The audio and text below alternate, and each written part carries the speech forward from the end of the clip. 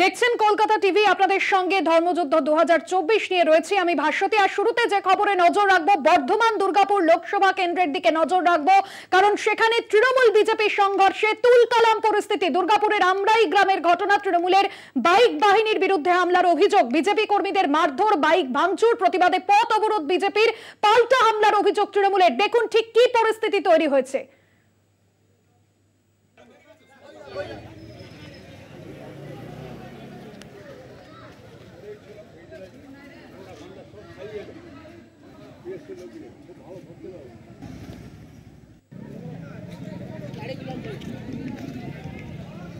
আপনাদের সামনে যে ছবি তুলে ধরছি, তৃণমূল বিজেপি সংঘর্ষে একেবারে উত্তেজনা ছড়িয়েছে দুর্গাপুরের আমরাই গ্রামে।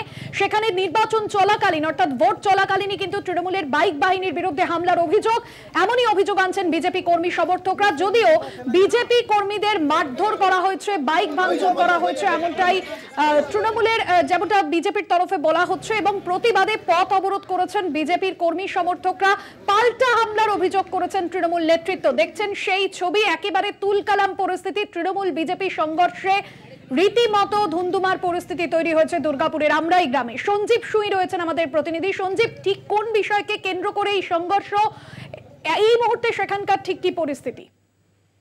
বাসুদি, আজকে দুপুর বেলাতে ওইখানে যে আমরাই গ্রামে যে বুথ গুলো রয়েছে, যেখানে ভোটাররা ভোট দিতে যাচ্ছেন, সেই বুথ থেকে বেশ কিছুটা দূরে বিজেপি কর্মীদের যেটা অভিযোগ যে তারা নিজেদের রান্না বান্না করছিলেন, সেই সময় প্রায় 100 জনের মতো দুষ্কৃতীরা আসে বাইকে করে, এবং তাদের যেটা অভিযোগ যে এরা সব তৃণমূলের আশ্রিত দুষ্কৃতী।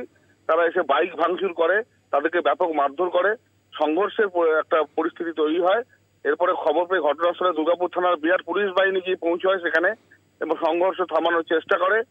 বিজেপির যে কর্মীদের যেটা অভিযোগ, তাদের রান্না বান্না করার সময় তৃণমূলের বাহিনীরা এসে আক্রমণ করে, এবং এটা করে অপরদিকে তৃণমূলের তরফ থেকে অভিযোগ করা হয়েছে যে তারা কোনো সংঘর্ষের সঙ্গে লিপ্ত নন, উপরন্তু বিজেপির কর্মীরাই তাদের উপরে হামলা চালিয়েছে। এই একের এবং অপরের এই অভিযোগ এবং পাল্টা অভিযোগের এই ঘটনাতে যথেষ্ট উত্তেজনা এই মুহূর্তে দুর্গাপুরের আমরাই এলাকায়। পুলিশ বাহিনী ঘিরে ধরেছে এলাকায় এখনো উত্তেজনা রয়েছে। এই এলাকায় মুসলিম অধ্যুষিত বেশ কিছু জায়গা রয়েছে, তাই ঘটনার পরিস্থিতি যাতে আরো অশান্ত না হয়ে ওঠে তার দিকেও যেমন পুলিশের নজরদারি রয়েছে, কেন্দ্রীয় বাহিনী রয়েছে, নির্বাচন কমিশনকে ইতিমধ্যে বিষয়টি জানানো হয়েছে। ভাস্বতী, একদমই ধন্যবাদ সঞ্জীব। আপনাদের সামনে সেই ছবি তুলে ধরছি, দুর্গাপুরের আমরাই গ্রামে তৃণমূল বিজেপি সংঘর্ষ।